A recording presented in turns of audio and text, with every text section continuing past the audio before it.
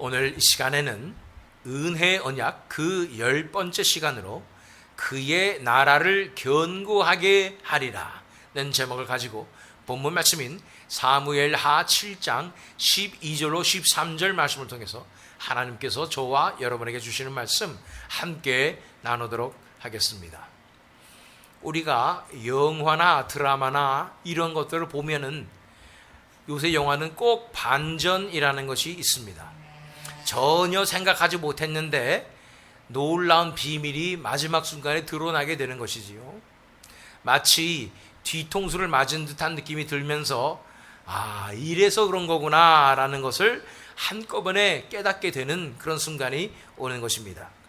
우리 인류의 역사에 있어서 하나님께서 심어 놓으신 놀라운 비밀이 있고 그 비밀을 깨달을 때 우리는 우리 인생의 반전처럼 한꺼번에 진실을 깨달으며 하나님 앞에 엎드러지게 되는 것입니다. 하나님께서 우리 인생 가운데 심어 놓으신, 우리 인류의 역사 가운데 심어 놓으신 그 놀라운 비밀은, 그 반전의 역사는 바로 우리 주 예수 그리스도이십니다. 반전이신 예수님을 우리가 묵상하며 나오게 될 때에 우리 이 은혜의 언약이 우리에게 은혜로 다가오게 될 줄로 믿습니다.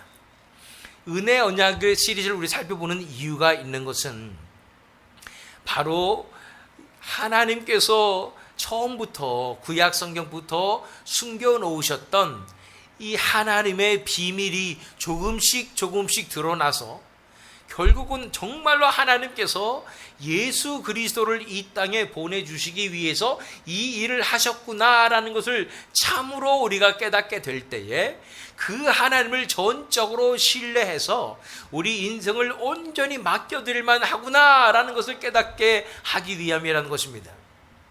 우리는 쉽게 아무나 믿을 수가 없는 사람들입니다. 어렸을 때는요, 단순해서 쉽게 다 믿었지요. 그런데 얼마나 또 많이 배신을 당했습니까? 그러면서 깨닫는 것은 참 믿을 사람 이 세상에 하나도 없다라는 것을 깨닫게 되고, 그래서 너무도 쉽게 믿지 않습니다. 너무나 많은 상처를 받았고 손해를 받기 때문인 것입니다. 그러나 우리가 정말로 하나님이 어떠하심을 깨닫고 정말로 믿을 분은 하나님밖에 없다는 것을 알게 될 때에 그 하나님을 전적으로 신뢰해서 이분께 내 인생을 다 맡겨드리며 이분을 의지할 수 있구나라는 것을 깨닫게 될 때, 그 하나님을 믿음으로 믿음의 발걸음을 내딛게 될 때 우리 삶 가운데 엄청난 변화와 엄청난 기적과 축복의 역사가 일어나게 되는 것입니다. 그렇기 때문에 우리가 이 은혜의 언약을 살펴보면서 하나님께서 숨겨놓으신 이 반전과 같은 예수 그리스도에 대해서 우리는 찾아보게 되는 것입니다.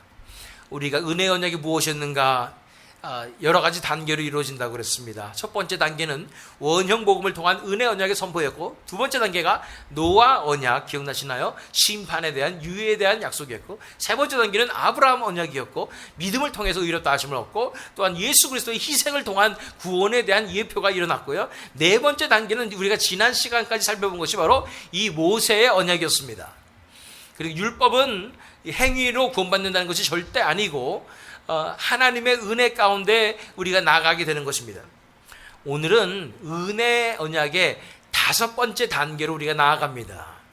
그것은 바로 다윗의 언약입니다.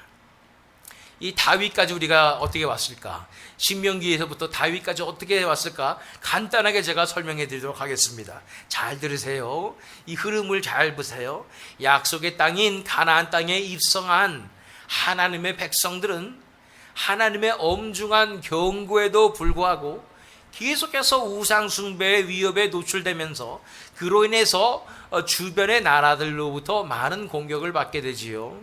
그때마다 하나님께서 사사들이라는 사람들을 세워주시고, 리더이고 사실은 저지, 이 재판관들인데 그들이 백성들을 이끌고 또 군대도 이끌고, 그래서 그들 구원하는 역할을 맡았습니다. 그래서 하나님의 백성들을 구원하실 뿐 아니라 하나님께로 다시 돌아오게 하는 그 은혜를 하나님께서 베풀어 주신 것이죠. 그런데 이 사사시대의 마지막 사사이며 또한 제사장이며 또한 예언자였던 이 사무엘이 있었고, 그 사무엘의 시대가 끝날 무렵 이스라엘 백성들은 이방 나라들처럼 자신들에게 왕이 필요하다고 그래서 왕을 요구하였고, 그래서 사사 시대가 끝나자마자 하나님께서 허락하셔서 사무엘을 통해서 기름 부음 받은 사울 왕이 세워졌습니다. 여기까지 다 스토리가 기억나시나요? 그러나 하나님께 불순종하며 자신의 왕권을 유지하는 데만 급급했던 이 사울의 이 긴긴 통치가 지나가서 이제 하나님께서 직접 세우신, 그래서 일찍이부터 기름 부으신 한 하나님의 마음에 합한 사람이 있었으니 그의 이름이 바로 다윗인 것입니다. 그래서 이 다윗의 시대가 드디어 도래하고, 다윗이 이스라엘을 통합하며 왕이 됨으로써 비로소 이스라엘은 하나님의 나라로서의 위용을 온 땅 가운데 드러내게 된 것입니다. 이 다윗의 일생을 보면 일생 동안 하나님과 동행하면서 온갖 고난과 기다림과 이 핍박을 다 견뎌냈던 이런 모습을 볼 수가 있습니다. 이런 다윗을 통해서 하나님께서 하나님의 나라를 이 땅에 어떻게 이루어지는가, 또 온천하 가운데 어떻게 드러내시는가를 우리는 바라보게 될 것입니다. 무엇보다도 이 다윗의 삶과 다윗의 말씀을 통해서 장차 오실 영원하신 왕, 하나님의 역사에, 이 인류의 역사의 비밀이었던, 반전의 역사였던 예수 그리스도를 어떻게 드러내는가, 또 그분께서 어떻게 하나님의 나라를 다스리는 왕으로 오시는가에 대해서 우리는 본문 말씀인 사무엘하 7장 말씀을 통해서 함께 살펴보기를 원하는 것입니다. 하나님의 은혜의 언약이 점점점 더 구체적으로 제시되고 있는데, 결국은 이것이 바로 예수 그리스도에 관한 것이었음을 우리는 배우게 될 것입니다. 자, 기대하는 마음으로 사무엘하 7장 1절로 2절 말씀 읽겠습니다. 여호와께서 주의 모든 원수를 무찌르사 왕으로 궁에 평안히 살게 하신 때에 왕이 선지자 나단에게 이르되, 볼지어다 나는 백향목 궁에 살거늘 하나님의 교회는 휘장 가운데 있도다. 다윗이 이제 모든 게 다 평안해지고 또 이웃 나라도 다 평정하고 그야말로 태평성대가 이스라엘 땅에 다가왔습니다. 그런 상황에서 이제 아름다운 왕궁도 짓고 거기서 평안하게 거했던 다윗이지만 마음 가운데 계속 불편하고 마음에 걸리는 것이 하나가 있는 것이 무엇인가? 나는 이렇게 편안하게 했는데 하나님의 교회는 휘장 가운데 있구나 라는 것을 생각하게 된 것입니다. 왜 이런 생각이 들까요? 다시 말하면 우리는 왜 이런 생각을 안 들까? 만약에 우리가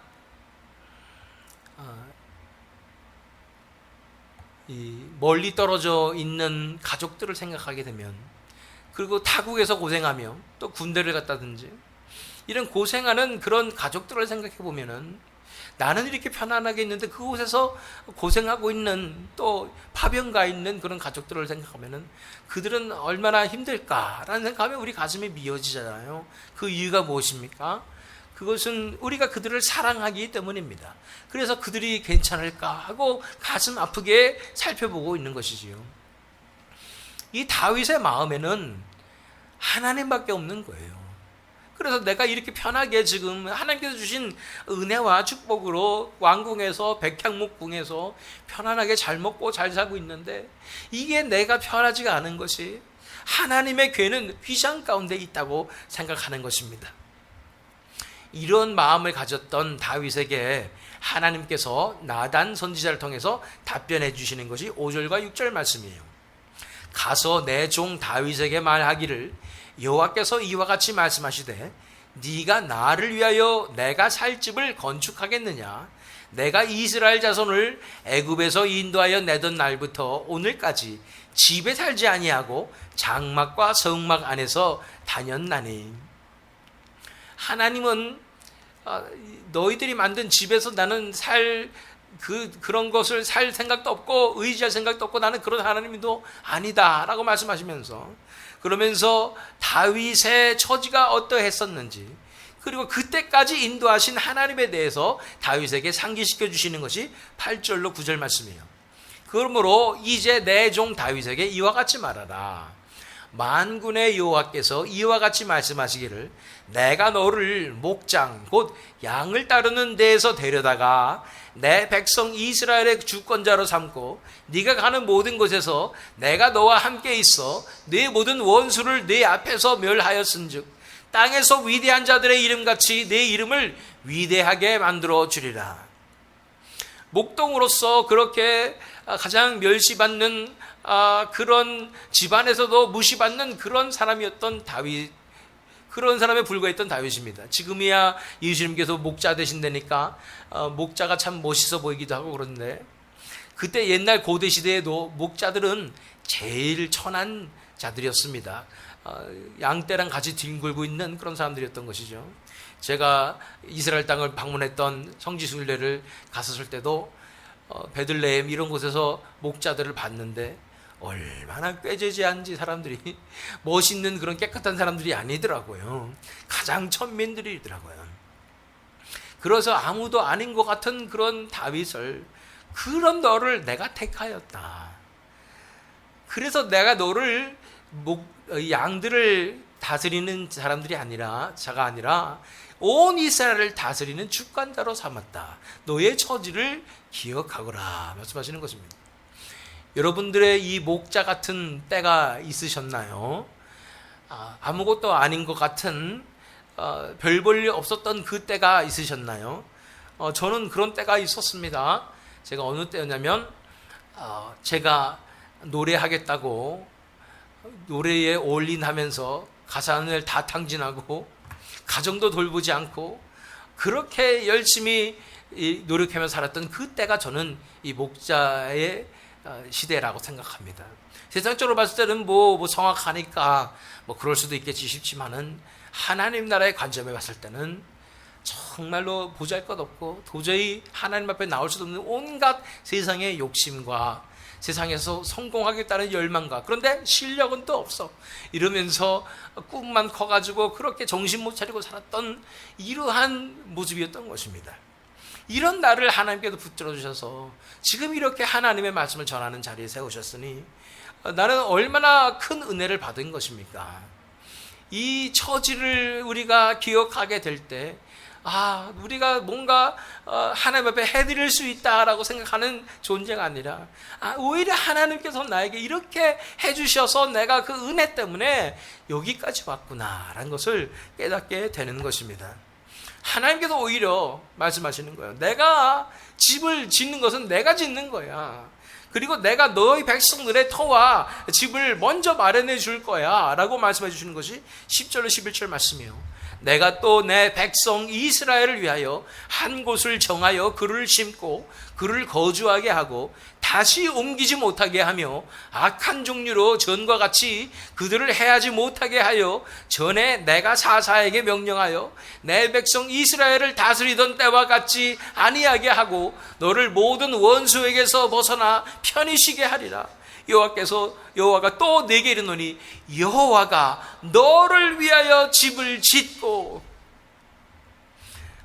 하나님께 집을 지어드리고 싶어요, 성전을 지어드리고 싶어요 말하는 다윗에게 아니야, 내가 너희를 위해서 집을 지어주는 거야 라고 말씀하시는 것입니다. 그러면서 이어지는 것이 본문인 12절 13절 말씀입니다. 그러면서 그 마음을, 하나님을 사랑하는 마음을 가졌던 다윗에게 이러한 예언의 말씀을 주시는 거예요. 네 수한이 차서 네 조상들과 함께 누울 때에 내가 네 몸에서 날 네 씨를 네 뒤에 세워 그의 나라를 견고하게 하리라. 그는 내 이름을 위하여 집을 건축할 것이요 나는 그의 나라 왕위를 영원히 견고하게 하리라. 다윗의 후대에 대해서 말씀해 주시면서 사실은요, 성경의 반전의 역사, 가장 중요한 비밀이었던 위대한 비밀인, 그리고 감추셨던 바로 예수 그리스도에 대해서 더 구체적으로 드러내시고 계시는 것입니다. 여기 보니까 네가 네 몸에서 날 네 씨를 내 뒤에 세워라고 말하고 있습니다. 이 다윗 뒤에 세워질 이 씨가 누구일까요? 물론 1차적으로는 그의 아들 솔로몬을 지칭하는 것으로 볼 수 있지요. 왜냐하면 솔로몬이야말로 그 뒤에 하나님의 성전을 건축할 것이기 때문인 것입니다. 또한 뒤에 구절에서 보면은 이 조건부에 말씀하시면서 이 하나님을 배신하고 떠났던 솔로몬의 모습까지도 말씀하고 있는 것을 보게 되는 것입니다. 뒤에 14절 15절 말씀을 보면 나는 그에게 아버지가 되고 그는 내게 아들이 되리니 그가 만일 죄를 범하면 내가 사람의 매와 이 인생의 채찍으로 징계하려니와 내가 네 앞에서 물러나게 한 사울에게서 내 은총을 빼앗은 것처럼 그에게서 빼앗지는 아니하리라. 솔로몬이 결국은 이 죄를 지었고 우상 숭배를 했고 이방 여인들을 따라갔지요. 그러나 사울 왕의 대가 끊겨버리며 왕조가 없어진 것 같이 그러진 아니하고 끝까지 하나님께서 다윗 왕의 왕조를 지켜주셔서 남유다는 계속 한 왕조로 흐르게 된 것을 바라보게 될 때 솔로몬이 이렇게까지 하나님 앞에 말년에 잘못했는데도 불구하고 하나님께서 이 약속대로 이 다윗의 왕조를 지켜주시되 그것은 그 이유는 뭐냐면 이 다윗의 이 후손 가운데 바로 우리 주 예수 그리스도께서 탄생하셨기 때문에 영원한 왕, 진짜 왕, 그분이 오셔야 되기 때문에 이렇게 하신 것이라고 볼 수가 있는 것입니다. 이렇게 솔로몬이라고 이 네 시를 한정 짓기에는 이 시라는 단어의 사용이 너무도 의미심장하지 않습니까? 시에 대해서 어디서 본 적 있지 않습니까? 바로 우리가 처음 시간에 살펴본 원형복음에서 여자의 후손이라는 이 단어가 바로 이 원어 성경의 시의 단어에 해당하는 것입니다. 창세기 3장 15절 말씀이었죠. 내가 너로 여자와 원수가 되게 하고 네 후손도 여자의 후손과 원수가 되게 하리니 여자의 후손은 네 머리를 상하게 할 것이요 너는 그의 발꿈치를 상하게 할 것이니라 하시고, 그래서 이 씨가 여자의 후손이다. 근데 여자의 후손이 바로 뱀의 머리를 상하게 할 것이다. 바로 여자의 후손이 예수 그리스도다. 우리가 살펴본 것 기억나시죠? 또 이 씨에 대해서 아브라함에게도 말씀하셨는데 창세기 22장 16절로 18절 말씀을 읽어보면 이르시되 여호와께서 이르시기를 내가 나를 가리켜 맹세하노니 네가 이같이 행하여 네 아들 네 독자도 아끼지 아니하였은즉 내가 네게 큰 복을 주고 네 씨가 크게 번성하여 하늘의 별과 같고 바닷가의 모래와 같게 하리니 네 씨가 그 대적의 성문을 차지하리라. 또 내 씨로 말미암아 천하 만민이 복을 받으리니 이는 네가 나의 말을 준행하였음이니라 하셨다 하니라. 아멘. 여기서 내 씨가 나옵니다. 이 씨가 바로 이 아브라함의 후손이고 다윗의 후손이신 예수 그리스도를 드러내는 것입니다. 우리 이 말씀을 읽으면서 제가 갑자기 마음에 드는 생각은 우리 새미듬 장로교회 강단에서는 하나님 말씀이 선포되는데 말씀 구절이 굉장히 많잖아요. 그런데 이 세대에는요 하나님의 말씀 그 자체에 있는 능력을 잘 알지 못하는 세대에서, 그래서 강단에서도 하나님 말씀 구절 하나 있고 사람의 얘기를 너무나 오래 하는 것을 보게 됩니다. 그런데 저는 분명히 믿습니다. 하나님의 말씀 자체에 능력이 있고 생명력이 있는 것을 믿기 때문에 이렇게 하나님의 말씀을 우리가 더 많이 읽게 될 때 그 안에 놀라운 생명력과 능력이 있는 줄 믿습니다. 그런데 이것을 다 알아보고 참고 또 그것을 위해서 은혜 받으시는 우리 성도님들, 하나님의 놀라운 은혜가 임한 줄 믿습니다. 이 하나하나에 놀라운 능력이 있는 것입니다. 자, 이 씨가 누굽니까? 여자의 자손, 또 아브라함의 씨, 또 다윗의 후손 씨, 이 땅에 성육신 하신 바로 예수 그리스도를 나타내는 것입니다. 그래서 다윗의 언약에는 바로 예수 그리스도가 들어가 있는 것입니다. 이 다윗에게 주신 언약이 본문 말씀이라고 그랬죠. 보세요. 내 수 안에 있어서 내 조상들과 함께 누울 때에 내가 네 몸에서 날 네 씨를 내 뒤에 세워 그의 나라를 견고하게 하리라. 그는 내 이름을 위하여 집을 건축할 것이요 나는 그의 나라 왕위를 영원히 견고하게 하리라. 이것이 솔로몬에 대한 예언이기도 했지만 더 올바른 더 깊숙한 예언은 바로 다윗의 자손 예수 그리스도에 대한 예언의 말씀인 것입니다. 다윗의 시인 예수 그리스도께서 집을 건축할 것이라고 말씀하시는데 솔로몬이 건축할 그 성전을 말하는 것뿐 아니라 진정한 하나님의 성전인 영적 성전인 하나님의 나라인 교회를 말하는 것입니다.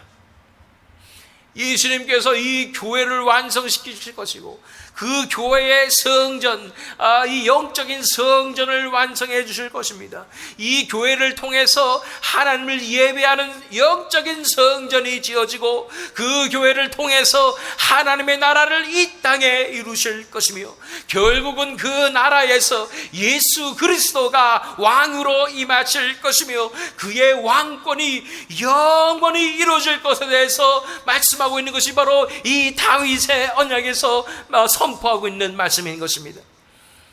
이러한 예수 그리스도께서 왕으로 오실 것이요 성전을 지으실 것이요 하나님의 교회를 통해서 이 하나님의 나라를 일으키실 것인 것에 대해서 또한 이 후대에 다니엘은 이렇게 기록하고 있습니다. 다니엘 7장 13절로 14절 말씀. 내가 또 밤 환상 중에 보니 인자 같은 이가 하늘 구름을 타고 와서 옛적부터 항상 계신 이에게 나아가. 여기서 옛적부터 항상 계신 이는 이 맥락상 바로 여호와 하나님을 말씀하는 거예요. 그 앞으로 인도됨에 보세요. 인자 같은 이, 이것을 바로 그래서 예수님께서는 인자가라고 계속 말씀하시잖아요. 그에게 권세와 영광과 나라를 주고 모든 백성과 나라들과 다른 언어를 말하는 모든 자들이 그를 섬기게 하였으니 그의 권세는 소멸되지 아니하는 영원한 권세요 그의 나라는 멸망하지 아니할 것이니라. 예수 그리스도께서 왕으로 오시는 것입니다. 그의 권세가 영영무궁한 것입니다. 이런 놀라운 말씀을 이 다윗 언약을 통해서 하나님께서 우리에게 설명해 주시는 것입니다. 더 놀라운 것은 우리가 14절 말씀을 읽어보면 바로 본문 말씀 뒤에 말씀이잖아요. 나는 그에게 아버지가 되고 그는 내게 아들이 되리니 라고 말씀하시는 것이 물론 이 솔로몬에 대해서 말씀하는 것으로 볼 수가 있지만 또한 동시에 몰래 드러내시는 거예요. 내가 보낼 이 영원한 메시아는 다윗의 후손은 그냥 단순히 인간의 후손이 아니라 여자의 후손, 아브라함의 후손, 다윗의 후손이 아니라 나의 아들이니라 하고 드러내시는 거예요. 인간의 아들이실 뿐 아니라 예수님께서는 바로 하나님의 하나뿐인 독생자시라는 거예요. 하나님의 아들이라고 말씀하시는 것입니다. 결국 하나님의 은혜의 언약의 반전은 제가 서두에 말씀드린 반전은 뭐냐면 이 사람의 후손 메시아로 예언됐던 이분 아브라함의 씨 이분이 다윗의 자손 이분이 바로 두둥 하나님의 아들이었다는 것입니다. 인간이 아닌 하나님의 아들 독생자가 바로 이 성경에서 말하고 있었던 메시아였구나 하는 엄청난 그 비밀을 선포하시는 것입니다. 그것이 우리한테 비밀도 아니죠. 이제는 다 아니까. 우리 당연히 예수님은 하나님의 아들이시고 다 아는데 그때 당시 유대인들에게는 이게 엄청난 비밀이었어요. 어떻게 인간이 하나님이 될 수가 있는가? 그러면서 예수님 시대 때도 내가 하나님의 아들이라고 선포하실 때마다 돌로 치려고 그러고 결국 그것 때문에 십자가에서 못 박히시잖아요. 하나님께서 이미 이 다윗의 언약에서 드러내시는 거예요. 나는 그에게 아버지가 되고 그는 내게 아들이 되리니. 그러면서 이 말씀은 시편 2편 12절 말씀을 우리가 생각나게 합니다. 그의 아들에게 입 맞추라. 그리하지 아니하면 그렇지 아니하면 진노하심으로 너희가 길에서 망하리니 그의 진노가 급하심이라. 여호와께 피하는 모든 사람은 다 복이 있도다. 우리가 어떻게 다윗이 이 모든 것을 다 알 수 있었을까? 다윗에게 왜 이런 말을 선포했을까? 그의 아들에게 입 맞추라. 이 무슨 뜻일까? 왜 그의 아들이 나올까? 하나님 얘기하다가 갑자기 그의 아들에게 입 맞추라. 다윗은 예수님을 알았다는 거예요. 예수님을 영적으로 바라봤다는 것입니다. 그렇기 때문에 우리가 구원받을 수 있는 길은 바로 그 예수 그리스도 아들에게 입 맞추는 것이라는 거죠. 입 맞추는 것이 무슨 뜻입니까? 그것은 우리에게 주군에게 왕에게 무릎 꿇고 그의 손에 키스하는 장면을 떠올리게 합니다. 우리가 그 주군에게 존경을 표현할 뿐 아니라 사랑하는 그 사모함을 표현하고 뿐 아니라 내가 굴복하고 내가 복종하겠노라고 내 자신을 온전히 내어드리는 행위가 바로 무릎 꿇고 손에다 키스하는 것입니다. 바로 그의 아들에게 입맞춤하라고 말씀하시는 거예요. 바로 그 아들을 믿는 자는 구원을 받고 그 아들을 순종하지 않는 자는 멸망한다고 말씀하여 주시는 것입니다. 이 비밀이 처음부터 예수 그리스도셨다는 거예요. 이 사람의 우선일 뿐 아니라 하나님의 아들이셨다는 것을 밝히 드러내시는 엄청난 반전의 역사가 일어난 것입니다. 그런데 이 본문에서 가장 중요한 것은 바로 이 여자의 후손 아브라함의 씨, 또 유다의 자손, 다윗의 자손인, 그리고 동시에 하나님의 아들이신 예수 그리스도를 통해서 하나님께 하시는 일이 뭐냐면 바로 하나님의 나라를 세우시고 그리스도의 왕국을 세우시는 일이라는 것입니다. 그 계획을 하나님께서 밝히 드러내시는 거예요. 12절 말씀에 내 수완이 차서 네 조상들과 함께 누울 때에 내가 네 몸에서 날 네 씨를 네 뒤에 세워 그의 나라를 견고하게 하리라. 누구의 나라요? 그의 나라를 견고하게 하리라. 이 그의 나라, 예수 그리스도의 나라는 어떤 나라입니까? 하나님께서 인류를 처음에 창조하시고 생육하고 땅을 정복하며 번성하라고 말씀하시면서 꿈꾸셨던 바로 그 나라예요. 하나님과 연합하여서 하나님과 함께 다스리며 하나님의 나라를 이 땅에 이루시려고 했던 것이 하나님의 뜻이었고 그것이 하나님의 목적이었었는데 인간이 하나님을 떠나고 범죄함으로 배신함으로 그 사명을 감당하지 못하는 상황에서 온전하신 인간이시며 온전하신 하나님이셨던 바로 예수 그리스도를 통해서 이제 그분의 능력과 그분의 의로 하나님의 나라를 이 땅에 이루시는 그 역사를 이루시겠다고 선포하시는 거예요. 네 수완이 차서 네 조상들과 함께 누울 때에 내가 네 몸에서 날 네 씨를 네 뒤에 세워 그의 나라를 견고하게 하리라. 그분이 오셔서 하시는 일은 뭐냐면 죄와 사망의 권세, 사탄의 권세에 사로잡힌 하나님의 백성들을 구원하시는 일뿐 아니라 영원한 왕이 되셔서 하나님의 백성들을 다스리시는 그 일을 할 뿐 아니라 바로 원래 인간을 창조하시고 인간들을 통해서 이루시고 싶으셨던 그 하나님의 나라를 이루시고 완성시키는 사명을 주시고 그 예수님으로 하여금 하나님의 나라를 이루게 하신 것이라는 것입니다. 그래서 16절 보면 네 집과 네 나라가 내 앞에서 영원히 보존되고 네 왕위가 영원히 견고하리라 하셨다 하라. 다윗에게 해주신 말씀이지만 이것은 결국은 다윗의 자손 네 씨를 통해서 이루어진 그 나라, 그 하나님의 나라가, 예수님께서 왕 되시는 바로 그 나라가 영원히 보존되고 왕위가 영원히 견고하리라고 선포해 주시는 것입니다. 그래서 다윗은 이 선포를 듣고 하나님의 나라가 이루어지겠구나, 하나님의 아들이 오시겠구나라는 그 마음을 받고 그 비전에 응답하는 기도를 하게 되는 것이 25절과 26절이에요. 여호와 하나님이여, 이제 주의 종과 종의 집에 대하여 말씀하신 것을 영원히 세우셨사오며 말씀하신 대로 행하사 사람이 영원히 주의 이름을 크게 높여 이르기를 만군의 여호와는 이스라엘의 하나님이라 하게 하옵시며 주의 종 다윗의 집이 주 앞에 견고하게 하옵소서. 이기적인 마음으로 우리 집안이 잘 되게 해주시옵소서 이런 마음이 아니라, 이 다윗의 후손을 통하여 이루어질 하나님의 나라와 메시아 예수 그리스도 하나님의 아들을 바라보면서 이 다윗이 간절히 기도하는 것은 주의 종 다윗의 집이 주 앞에 견고하게 하옵소서라는 기도를 하는 것입니다.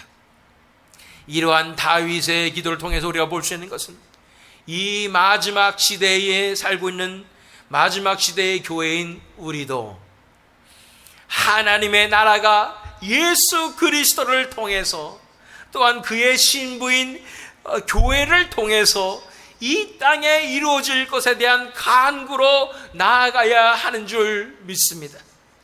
우리도 동일한 간구를 해야 하는 줄 믿습니다.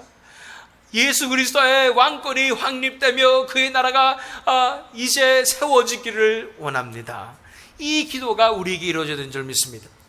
이 다윗의 기도 보세요. 27절 말씀 읽어보니까 만군의 여호와 이스라엘의 하나님이여, 주의 종의 귀를 여시고 이르시기를 내가 너를 위하여 집을 세우리라 하셨으므로 주의 종이 이 기도로 주께 간구할 마음이 생겼나이다. 이 하나님의 비전의 선포를 딱 듣고 나니까 가슴이 뛰는 거예요. 가슴이 뜨거워지는 거예요. 하나님께서 계획하신 이 계획은 정말로 원대하시구나. 어떻게 처음부터 하나님의 아들을 보낼 생각을 하시고 그래서 그 아들을 통해서 하나님의 나라를 이루시며 또한 하나님의 나라의 왕으로 삼으셔서 그 아름다운 하나님의 나라를 이루실 것인지, 그것을 듣는 순간 가슴이 뛰며 그것이 다윗의 비전이 되는 것입니다. 다윗의 소망이 되는 것입니다. 그래서 뭐라고 말합니까? 주의 종이 이 기도로 주께 간구할 마음이 생겼나이다. 이 비전의 선포를 듣고 다윗은 드디어 내가 이 하나님의 나라를 위하여 또 우리 주 예수 그리스도 하나님의 아들을 위하여 기도할 마음이 생겼습니다. 이제 하나님의 나라가 이 땅에 이루어지는 것을 위하여 내가 간구하겠나이다 라고 고백하는 것입니다. 우리의 현실 가운데 정말로 하나님의 나라가 임할 수 있다고 생각하십니까? 정말로 이것이 현실로 이루어질 수 있다고 생각하십니까?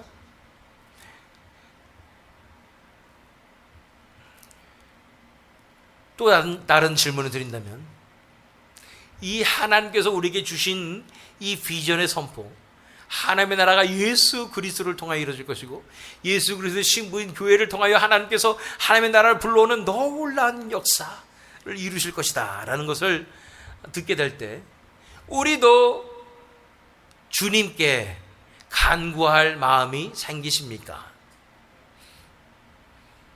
이 마음을 주시는 것도 하나님의 은혜이고, 이 마음을 받은 자 목숨 걸고 간구하게 되는 것입니다.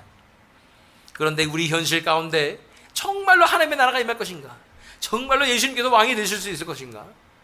지금 우리가 살고 있는 이 세상을 보면 점점점 요모양 요꼴이 되고 있는데, 이 세상의 모습으로는 절대로 예수님을 왕으로 받아들일 수 없는 것 같은 상황인 것입니다. 심지어는 교회들 안에서조차도 하나님의 주권이 인정되는 것 같지 않고 예수 그리스도의 왕권이 인정되는 것 같지 않고 인간들이 나서서 반치는 듯한 그런 세상이 다가오고 있는데, 어떻게 정말로 하나님께서 다스리시고 예수 그리스도께서 왕 되시는 그 나라가 이루어질 수 있는 것인가? 정말로 그게 말이 되는 얘기인가? 그렇습니다. 현실적으로 볼 때 뭔가 특단의 조치가 내려지지 않으면 희망이 없어 보입니다. 이 특단의 조치, 하나님께서 준비해 주신 그 특단의 조치를 간구해야 합니다. 그리고 그 특단의 조치는 바로 제가 늘 말씀드리는 부흥입니다. 그것은 하나님의 특별한 은혜가 부어져서 어느 특정한 곳에 하나님의 나라의 차원이 임해버려서, 그래서 거기 있는 사람들이 다 눈이 열려서 하나님의 실체를 깨닫고, 영적인 실체를 깨닫고, 하나님의 영광을 깨닫고, 그분 앞에 엎드러지고 왕 되신 예수 그리스도 앞에 굴복하여 엎드러지게 되는 것이 바로 부흥의 정의입니다. 하나님의 특별한 은혜가 갑자기 임하는 거예요.